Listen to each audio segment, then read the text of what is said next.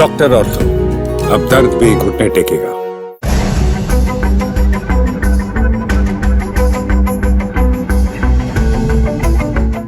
नमस्कार, मैं कीर्ति, channel 4 news India पर आप सभी का स्वागत है। महाराष्ट्र में आगामी 20 नवंबर को विधानसभा चुनाव होने वाले हैं और राज्य की सियासत गर्माती जा रही है। सभी प्रमुख राजनीतिक पार्टियां चुनावी प्रचार में जुट गई हैं। इसी कड़ी में बीजेपी के सांसद और भोजपुरी फिल्म इंडस्ट्री के अभिनेता रवि किशन ने मुंबई के कांदिवली पूर्व विधानसभा क्षेत्र में बीजेपी उम्मीदवार अतुल भातखलकर के समर्थन में प्रचार किया।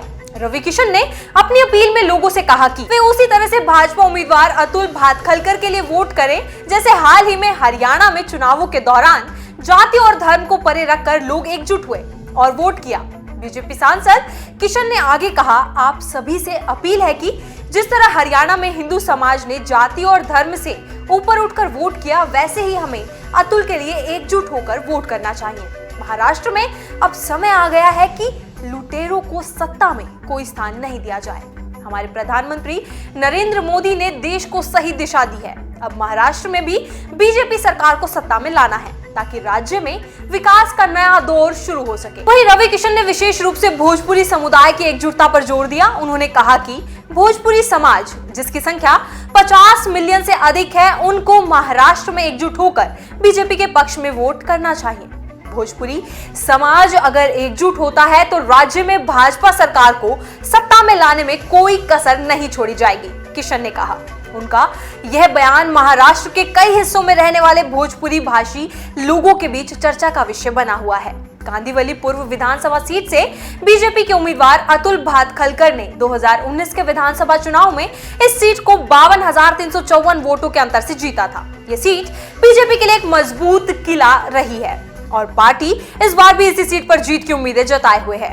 चुनावी प्रचार में जोर शोर से जुटे भातखलकर ने भी जनता से अपने समर्थन में वोट करने की अपील की है।